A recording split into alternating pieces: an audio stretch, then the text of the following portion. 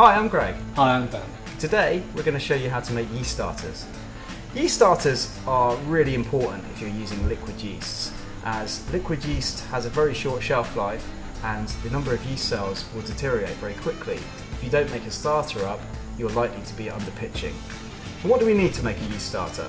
Obviously we need the yeast, we need some spray malt, and we need a flask for fermenting it and making the yeast starter up. We're using a heat resistant flask which we can actually boil the starter up in and cool in. You could do it separately in a pan and then use a sterilised jar, demijohn or whatever. So, what we need to do to make the starter. So we're going to make a 1 litre starter. So we've got 1 litre of water, which we'll just pour into the flask first, which we've measured out beforehand. And we're going to add 100 grams of spray malt into that, and we'll also weigh that up. Give that a good mix together. The size of starter will depend on the strength and type of beer that you're making.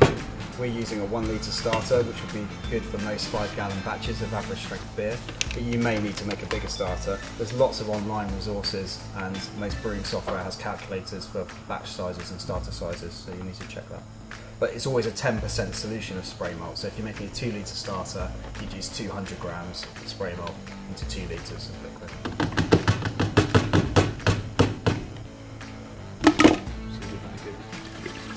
Good mix up, so make sure we're burning the spray malt on the bottom of the flask on the heater.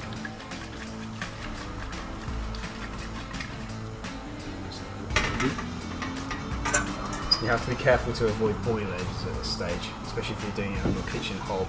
It can be very easy, once this starts boiling, to come right over the top and put loads of sticky liquid all over your hob. You want to bring it up to the boil and then boil it gently for about 5 minutes. The purpose of this is really to sterilise the liquid in there, and in this case the jar as well, and also to make sure that it's all dissolved and all the spray malt is dissolved properly.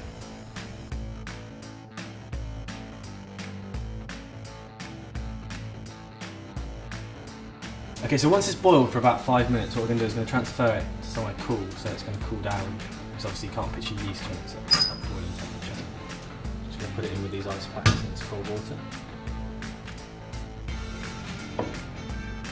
Obviously we're using a heat resistant flask which is able to go from boiling to cold, but if you were doing it in a pan, if you wanted to use a normal demijohn or something, you just do it in a pan separately first.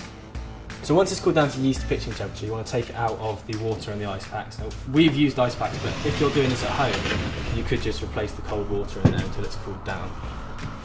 You want to make sure it's cool enough for the yeast to be pitched. If it's too warm, what will happen is you'll kill off all your yeast cells before it starts.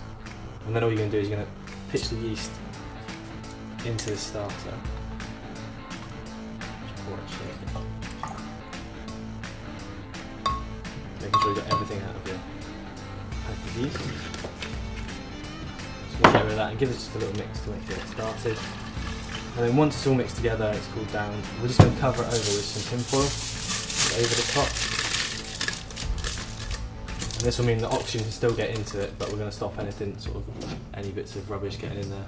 So basically, once it's in the jar and you've got the foil on top, every time you go past it over the next 24 hours or so, just give it a good shake. So if you put it somewhere that it's very prominent, I'll remind you to do that. The purpose of this is really to get lots of oxygen in there. Oxygen will help the yeast ferment up and it will create lots of healthy yeast, which are going to get your fermentation going nice and quickly.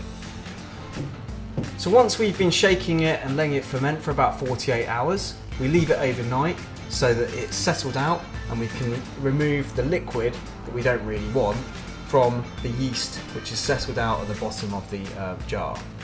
So, remove the foil, pour off as much of the liquid as you possibly can.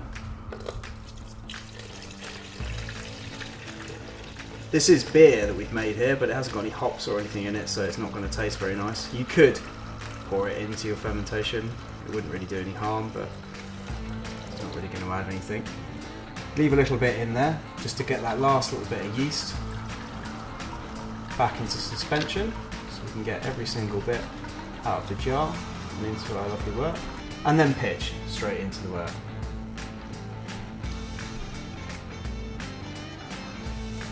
So that's making a yeast starter. Hopefully we've shown you how easy it is. Check out our other videos for more homebrewing tips.